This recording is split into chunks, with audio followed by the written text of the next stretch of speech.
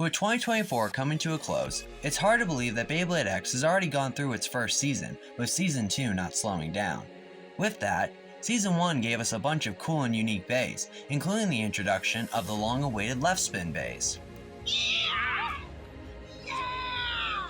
For most of Season 1, many bladers were restricted to only having access to one side of the extreme line, and with the release of bays like Cobalt Dragoon, Lightning El Drago, and even Hell's Hammer, that extreme line restriction was finally resolved. But no one seems to be talking about it.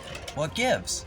Unfortunately, while the release of left spin bays was met with massive praise and excitement, after testing, many bladers ran into some problems, almost to the point that left spin bays might as well have waited to come out in Season 2. So what happened? How did left spin bays go from having massive hype to deafening silence? Well, in this video, I'm going to give you my thoughts on the situation and how exactly I believe left spin bays got to where they are now.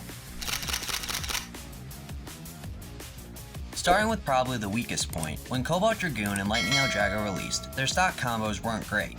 Dragoon was given 260 Cyclone, and El Drago was given 160 flat. With these bad combo selections, Dragoon and El Drago constantly found themselves in a losing battle, as without a lucky punch, they really had no chance of outlasting their right spin opponents, thanks to poor balance or stamina, and an occasional self-burst here and there. Game over.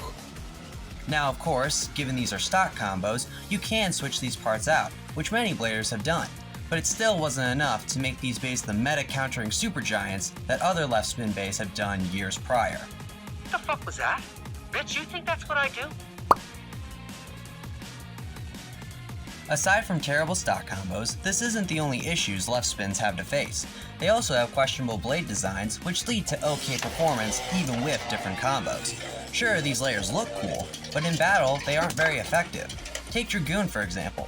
In its design, all its attack blades are pretty small, and the blade is unbalanced, so it can't dish out as many solid hits compared to how we see it in the anime. With El Drago, it has the same issue, with one side of the blade weighing more than the rest of the blade as well. So again, these bays are in a losing battle from the get-go, only this time you can't customize the blade to fix it. You had one job. Just the one. In case some of you weren't aware, in order to use the left spin bay in Beyblade X, you are required to purchase a Cobalt Dragoon starter set. If you don't, then any left spin bay you own in Beyblade X won't be able to battle and will be for display only. As of this recording, the only left spin launchers available are the ones released in this set and a Cobalt Dragoon Metal Coat Black set, which can cost you a pretty penny. So with only two options costing you at a minimum $25, it's safe to say that left spins have a bit of scarcity to them, only getting worse if your launcher can't survive a couple launches, because yes, compared to most right spin launchers, these left spin ones are very fragile, being able to turn a $25 purchase into a $50 or $75 purchase real quick.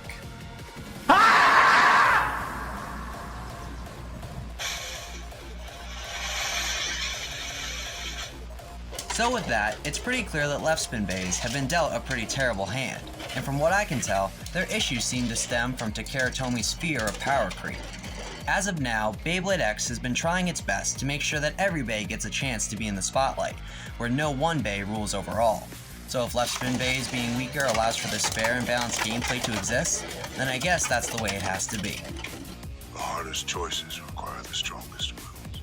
Although Wizard Rod exists, so maybe not.